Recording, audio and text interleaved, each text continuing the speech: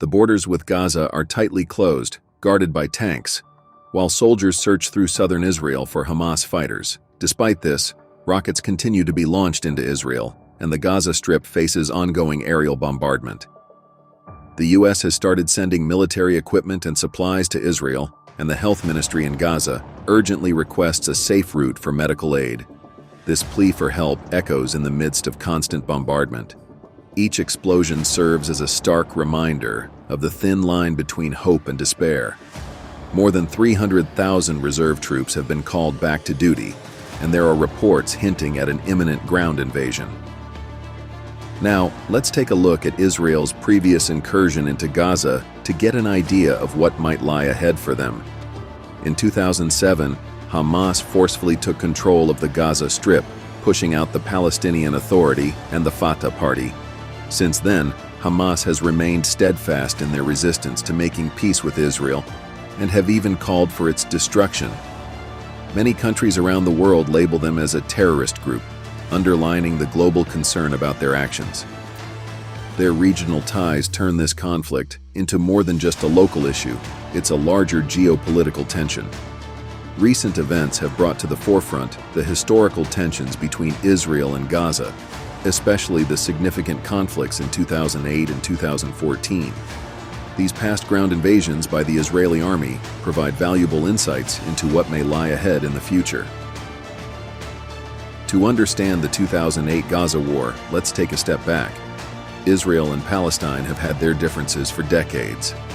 Since Israel's establishment in 1948, the region has experienced numerous conflicts and disputes. In 2005, Israel made the decision to withdraw from Gaza, taking its people and military bases with it. Unfortunately, this period of peace was short-lived, and tensions resurfaced in 2006 when Hamas, a group with both political and military wings, won the Palestinian elections, further straining their relationship with Israel. In 2006, tensions in the Gaza Strip reached a breaking point. It all began with the kidnapping of Corporal Gilad Shalit by Palestinian militants. In response, Israel launched Operation Rain on June 28th. This operation marked the first significant Israeli military action in the Gaza Strip since their withdrawal in 2005. Israel aimed to halt Qassam rocket attacks and secure Shalit's release, mobilizing thousands of soldiers and launching artillery shells into the Gaza Strip. In 2006, Israel launched Operation Autumn Clouds as a response to rocket attacks from Palestinian militants in the Gaza Strip. The operation began on November 1, 2006, with the Israeli Defense Forces entering Gaza. Over 8 days, the Israeli military engaged with Palestinian militants using aerial strikes and ground incursions to neutralize the threat of rocket attacks. The operation had a significant toll, with civilian casualties reported on both sides. In June 2008, Egypt brokered a 6-month truce between Hamas and Israel, primarily aimed at reducing escalating violence.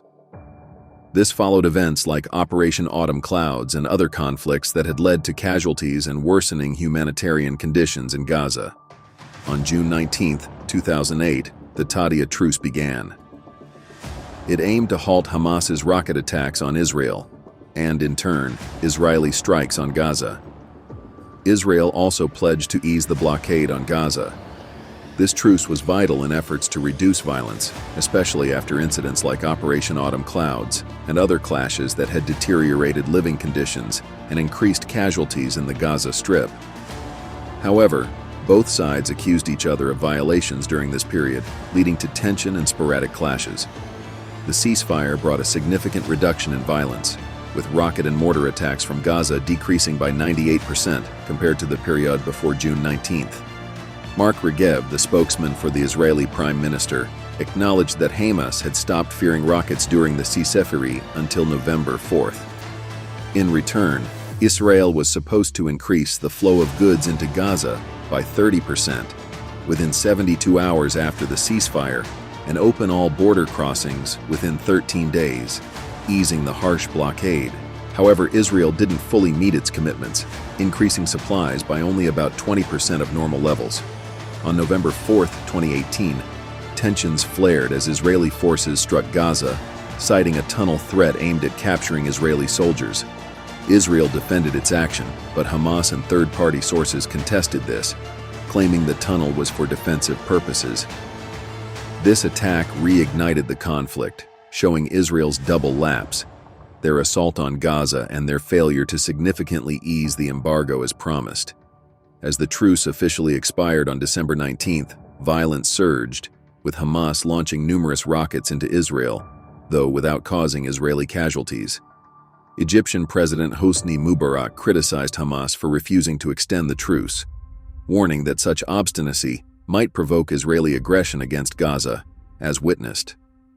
The situation escalated further with the start of Operation Castled by Israel on December 27 and 28, 2008, setting off a cycle of violence with far-reaching consequences. Here's how the 2008 Gaza War played out. On December 27, 2008 at 11:30 a.m., more than 50 Israeli fighter jets, including F-16s and AH-64 Apache helicopters, entered Gazan airspace.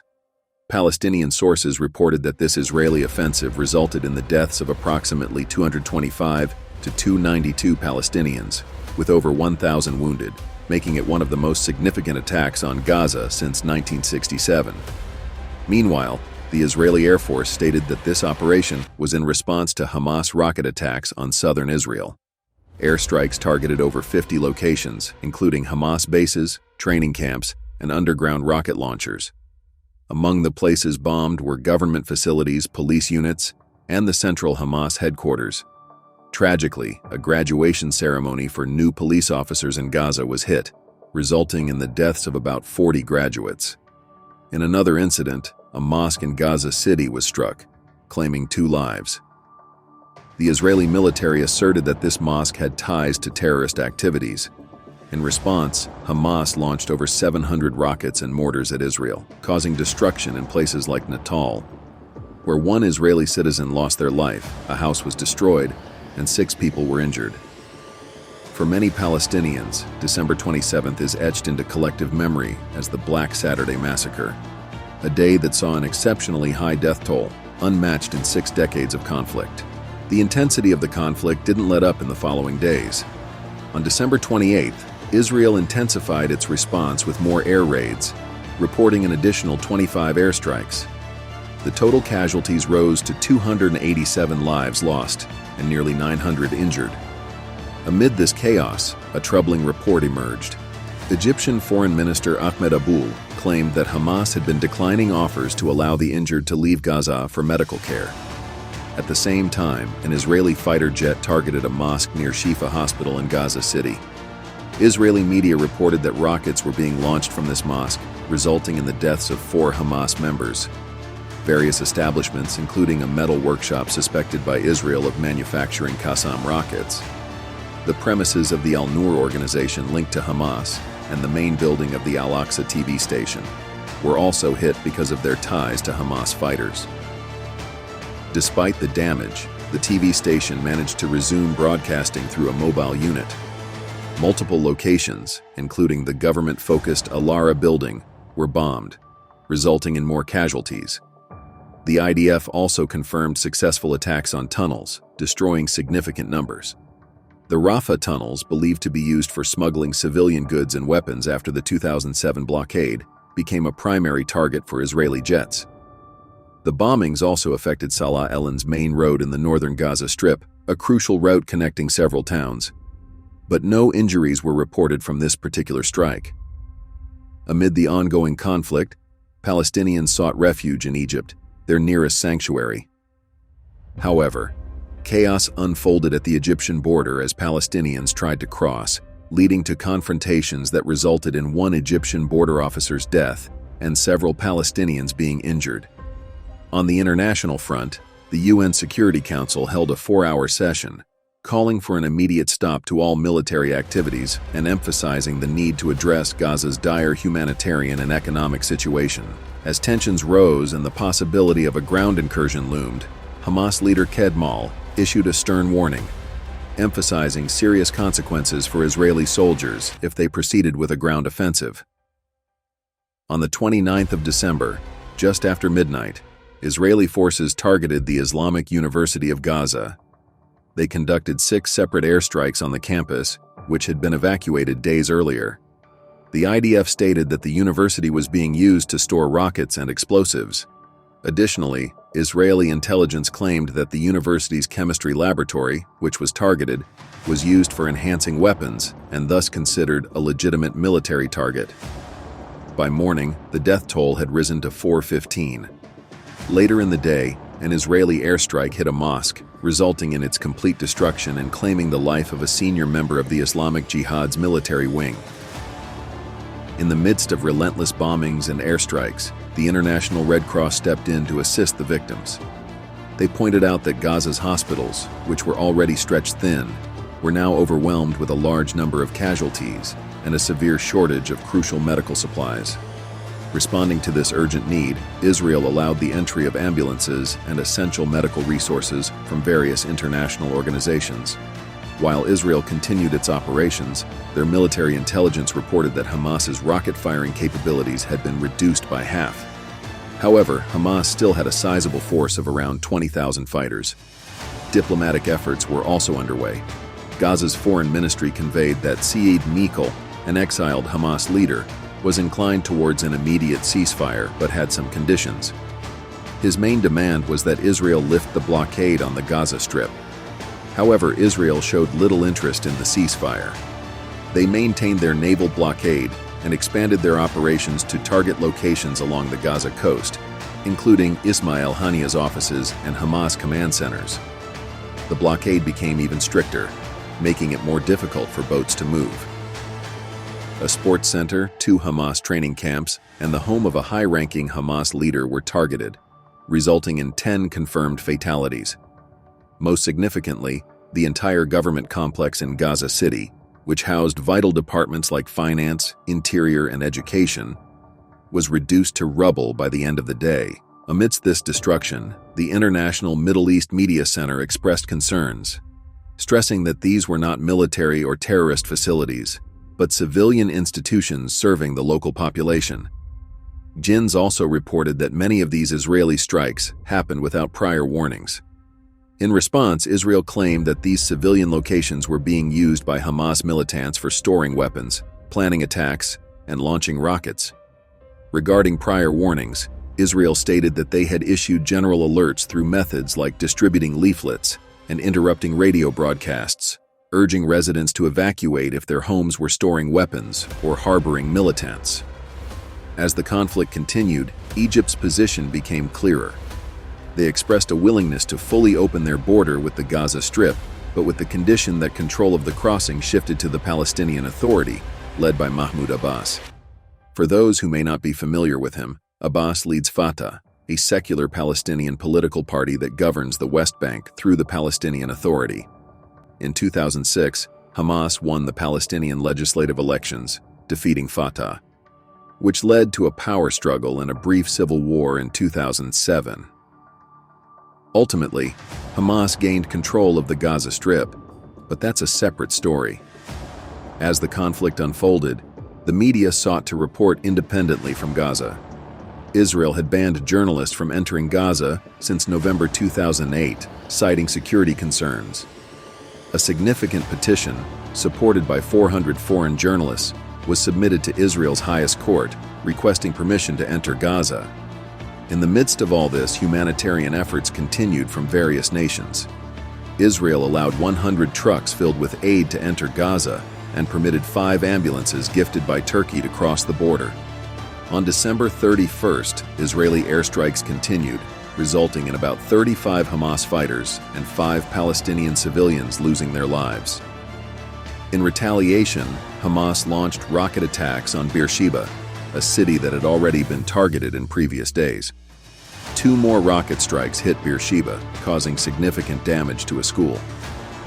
Thankfully, Israeli authorities had taken precautions to ensure there were no casualties. Additionally, rocket impacts were felt in Ashdod, Ofakim, Kiryat Gat, Kiryat Malachi, and Ashdod. In total, Gaza launched over 60 Qassam and Qassam rockets into Israel. Meanwhile, the healthcare situation in Gaza was reaching a breaking point. Hospitals, which were already working with limitations, faced a surge in trauma cases. Douglas Alexander, the British International Development Secretary, highlighted the dire situation, emphasizing shortages in medical supplies, power cuts affecting hospitals, and challenges in aid distribution due to the ongoing conflict. In a rare gesture of humanitarian cooperation, a critically injured 6-year-old Palestinian boy was permitted entry into an Israeli children's hospital for treatment. While rockets and bombs continued to fall, diplomatic efforts were also in motion. Israel rejected a proposal for a 48-hour ceasefire from the French Foreign Minister, Bernard Kouchner. In contrast, Hamas expressed willingness to consider offers that would stop Israeli airstrikes and the Gaza blockade. Israel declined the proposal because their cabinet believed that Hamas had been significantly weakened and its control over Gaza was at risk. Many Hamas members had sought refuge in hospitals and mosques, assuming these places would be safe from Israeli strikes. Meanwhile, the Israeli Air Force targeted another mosque in Gaza, with the IDF claiming that it was used by Hamas for storing missiles and explosives. A few hours later, Israel's Supreme Court addressed the journalism petition and instructed the government to allow a limited group of journalists to enter Gaza, with the understanding that they would do so at their own risk. In the midst of these events, Israel allowed humanitarian efforts to continue. A total of 93 trucks filled with aid, primarily from Jordan and various international organizations, were able to reach Gaza. Interestingly, the World Food Program informed the IDF that they didn't require additional food shipments as their storage facilities were already full. On the global diplomatic front, top UN officials called for the resumption of fuel deliveries to Gaza because the fuel shortage had led to a severe power outage affecting hundreds of thousands in central and northern Gaza. On January 1st, Israeli airstrikes expanded their targets, hitting Gaza's parliamentary building, along with the offices of the Education and Justice Ministries. These attacks resulted in 4 fatalities and left 25 people injured. At the same time, Rafah saw the destruction of smuggling tunnels and a police command center. At the same time in Gaza City, a facility suspected of being used for weapon storage and manufacturing was completely destroyed. Adding a twist to the story, dozens of Israelis received ominous text messages from Hamas, warning that the Israeli offensive would be met with even more intense rocket fire. And indeed, rockets continued to rain down on Israeli cities. Southern Israel, particularly Ashdod and Beersheba, bore the brunt of over 30 rocket attacks. Over the next 2 days, these rocket attacks persisted, further heightening tensions in the region. One of the most impactful strikes was against Nizar Rayan, a prominent Hamas political figure. An Israeli warplane dropped a massive 1-ton bomb on a house in the Jabalia refugee camp. The result was devastating, claiming Rayan's life along with several of his family members and causing injuries to many others. Rayan served as a link between the political and militant branches of Hamas, making his assassination one of the most significant since 2004. The IDF claimed that Rayan's residence covered an arsenal, a communications hub, and even an entry to a concealed tunnel. There were also reports suggesting that the family had been warned to evacuate the premises, but chose to stay. Israel allowed 90 trucks filled with food and medical supplies to enter Gaza via the Egyptian side, although there was an initial block on Qatari humanitarian aid. A compromise was eventually reached, permitting Qatari aircraft to land, and the aid was transported to Gaza using trucks. Hamas, dissatisfied with the course of the conflict, declared January 2nd as the Day of Wrath, mobilizing thousands of protesters in both Gaza and the West Bank. These public demonstrations aimed to showcase the growing frustration and determination among the Palestinian populace. Meanwhile, Israeli airstrikes continued on this day without pause. They specifically targeted the residences of 20 Hamas officials, including notable figures like Imad Akel and Muhammad Madoun. Unfortunately, one such strike in Conan resulted in the loss of 5 civilian lives. On the same day, for a brief period, Israel allowed approximately 440 people with foreign passports to exit Gaza through the Arz crossing. However, access for the media remained restricted despite a court ruling supporting their entry.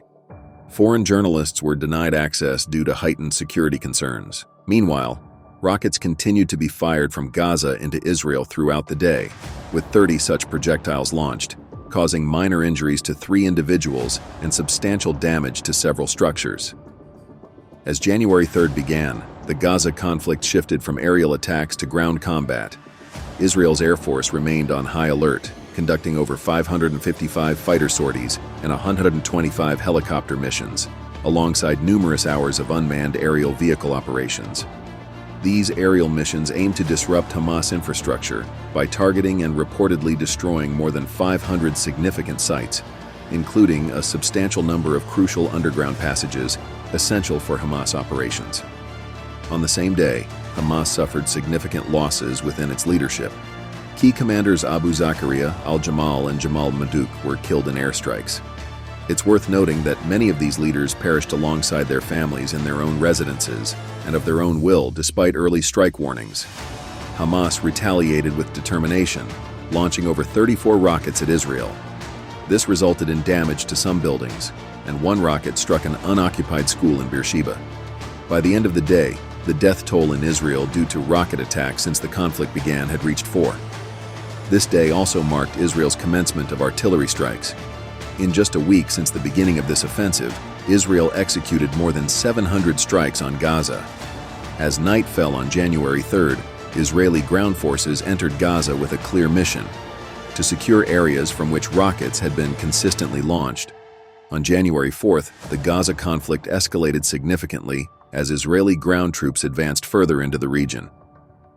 In the early morning darkness, Israeli forces made their way into Belahia and Beit Hanan in northern Gaza.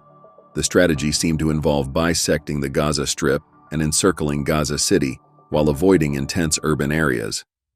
Although the Israeli military confirmed attacks on over 40 significant sites, including multiple weapons depots and rocket launch sites, the media's access remained restricted despite an earlier Supreme Court ruling that advocated for limited journalist entry. During the next few hours, intense confrontations unfolded near Gaza City.